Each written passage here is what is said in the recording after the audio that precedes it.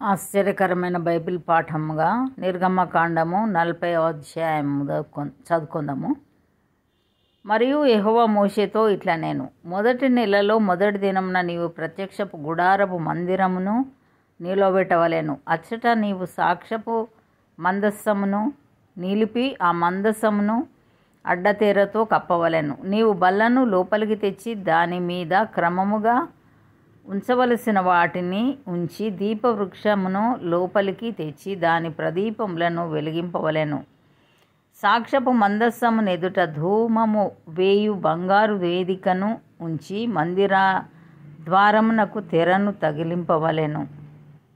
ప్రత్యక్షపు గుడారపు మందిర ద్వారమును ఎదుట దహన బలిపీఠమును ఉంచవలెను. ప్రత్యక్షపు గుడారమునకును బలిపీఠమునకును మధ్యను గంగాళమును ఉంచి దానిలో నీళ్లు నింపవలెను. తెరల చుట్టూ ఆవరణమును నిలవబెట్టి ఆవరణ ద్వారం యొక్క తెరను తగిలింపవలెను. మరియు నీవు అభిషేక తైలమును తీసుకొని మందిరమునకును దానిలోని సమస్తమునకును అభిషేకము చేసి దానిని దాని ఉపకరణములన్నిటినీ ప్రతిష్ఠింపవలెను. అప్పుడు అది పరిశుద్ధమగును. దహన బలి పీఠమునకు అభిషేకం చేసి ఆ పీఠమును ప్రతిష్ఠింపవలెను.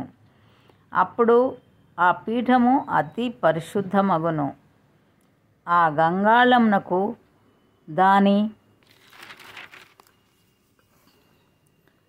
పీఠకు అభిషేకం చేసి దాన్ని ప్రతిష్ఠింపవలెను. మరియు నీవు అహరోనును అతని కుమారులను ప్రత్యక్షపు గుడారము యొక్క ద్వారము నొద్దకు తోడుకొని వచ్చి వారిని నీళ్లతో స్నానం చేయించి అహరోను నాకు యాజకుడగునట్లు అతనికి ప్రతిష్ఠిత వస్త్రములను ధరింపచేసి అతనికి అభిషేకం చేసి అతన్ని ప్రతిష్ఠింపవలెను. మరియు నీవు అతని కుమారులను తోడుకొని వచ్చి వారికి చొక్కాయిలను తొడిగించి వారు నాకు యాజకులగుటకై నీవు వారి తండ్రికి అభిషేకం చేసినట్లు వారికిని అభిషేకం చేయుము. వారి అభిషేకము తరతరములకు వారికి నిత్యమైన యాజకత్వ సూచనగా ఉండుననెను. మోషే ఆ ప్రకారం చేశాను. యెహోవా అతనికి ఆజ్ఞాపించిన వాటినన్నిటినీ చేశాను. అలాగుననే చేశాను. 2వ సంవత్సరమున మొదటి నెలలో మొదటి దినమున మందిరము నిలవబెట్టబడెను.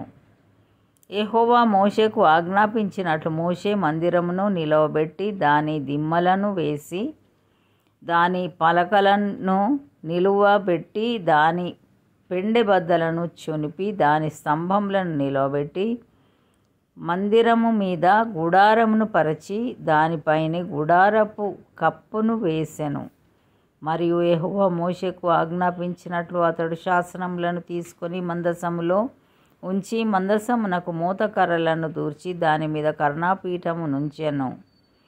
మందిరంలోనికి మందసమును తెచ్చి కప్పు తెరను వేసి సాక్ష్యపు మందసమును కప్పెను. మరియు యెహోవా మోషేకు ఆజ్ఞాపించినట్లు అతడు ప్రత్యక్షపు గుడారంలో మందిరము యొక్క ఉత్తర దిక్కున అడ్డతెరకు వెలుపల బల్లను ఉంచి యెహోవా సన్నిధిని దాని మీద రొట్టెలను క్రమముగా ఉంచెను. మరియు యెహోవా మోషేకు ఆజ్ఞాపించినట్లు అతడు ప్రత్యక్షపు గుడారంలో మందిరమునకు దక్షిణ దిక్కున బల్ల ఎదుట దీపవృక్షమును ఉంచి యెహోవా సన్నిధిని ప్రదీపములను వెలిగించెను. మరియు యెహోవా మోషేకు ఆజ్ఞాపించినట్లు అతడు ప్రత్యక్షపు గుడారంలో అడ్డతెర ఎదుట బంగారు ధూపవేదికను ఉంచి దాని మీద పరిమళ ద్రవ్యములను ధూపం వేసెను. మరియు యెహోవా మోషేకు ఆజ్ఞాపించినట్లు అతడు మందిర ద్వారమునకు తెరను వేసెను. అతడు ప్రత్యక్షపు గుడారపు మందిరపు ద్వారమునొద్ద దహన బలి పీఠమును ఉంచి దాని మీద దహన బలి నర్పించి నైవేద్యమును సమర్పించెను.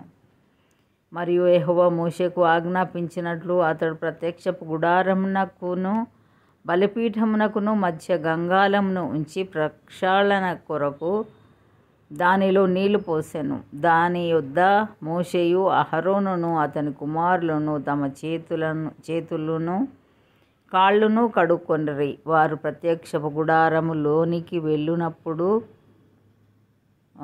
వెళ్ళినప్పుడును బలిపీఠమునకు సమీపించినప్పుడును కడుక్కొనిరి. మరియు అతడు మందిరమునకును బలిపీఠమునకును చుట్టూ ఆవరణమును ఏర్పరిచి ఆవరణ ద్వారపు తెరను వేసెను. అలాగున మోషే పని సంపూర్తి చేసెను.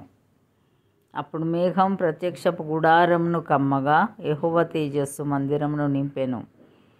ఆ మేఘము మందిరం మీద నిలుచుట చేత మందిరము యెహోవా తేజస్సుతో నిండెను గనుక మోషే ప్రత్యక్షపు గుడారంలోనికి వెళ్ళలేకుండెను. మేఘము మందిరం మీద నుండి పైకి వెళ్ళునప్పుడెల్లను ఇశ్రాయేలీయులు ప్రయాణమైపోయిరి. ఇదే వారి ప్రయాణ పద్ధతి. ఆ మేఘము పైకి వెళ్ళని ఎడల అది వెళ్ళు దినము వరకు వారు ప్రయాణం చేయకుండిరి. ఇశ్రాయేలీయులందరి కన్నుల ఎదుట పగటివేళ యెహోవా మందిరమును ఉండెను. మేఘము మందిరం మీద ఉండెను. రాత్రివేళ అగ్ని దాని మీద ఉండెను. వారి సమస్త ప్రయాణములలో ఇలాగుననే జరిగెను.